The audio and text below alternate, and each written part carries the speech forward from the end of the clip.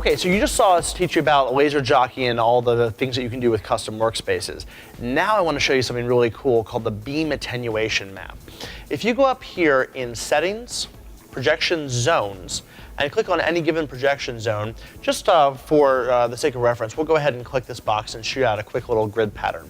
There's this tab over here called Beam Attenuation Map. If I click Enable on this map, it will allow me to literally set a degree of off that you want your laser sources to be, from all the way on 100% to all the way off 0%, and literally cut out a piece of the laser projection field. So a laser simply will not project into that area. Super cool, really versatile, lots of stuff you can do with it. I need to make two really important points. This is not a safety tool. This is not supposed to allow you to do audience scanning where you say, oh, I have a 10-watt projector and it would be safe at 2 watts, so I'm going to attenuate it down to 20% and I'll be eye safe. It doesn't work that way.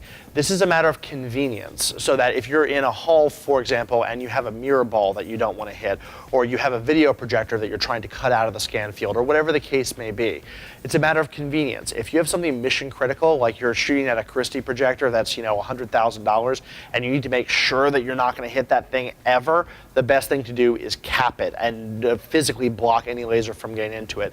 But this is really great as a matter of convenience. We use it a lot around the office. For example, when we're demoing lasers in relatively small spaces, we'll use this just to turn down the power of the entire zone so that it's going to be safer moving around a smaller space. You can choose any degree of opacity you want. So for example, I could take this pen tool and draw out an area here in the middle that's going to be 50%.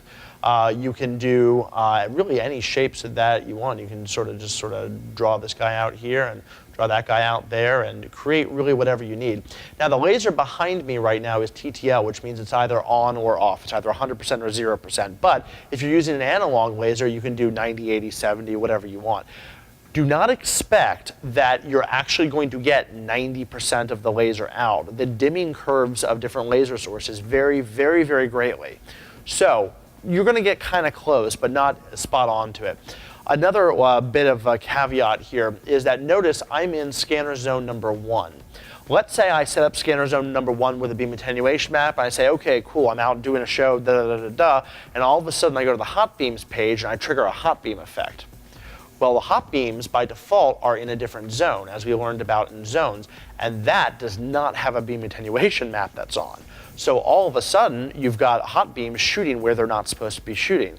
This is one of the reasons why this is a matter of convenience as opposed to real, actual, massive safety, right? So you need to make sure that your beam attenuation map is set up for every zone you could possibly use so that it's mapped correctly for whatever situation you have. This is a really great tool if it's used properly. Just use it for what it's intended for, which is convenience. You'll have a great time being able to customize your projection areas to whatever area you have. And for examples like this, if this laser were turned around shooting at the camera, we would use the beam attenuation map just to cut out the lens of the camera so that the laser will just sort of hop across it to protect our camera lens. That is the beam attenuation map. This is video number 11. Stay tuned for the last video in our series.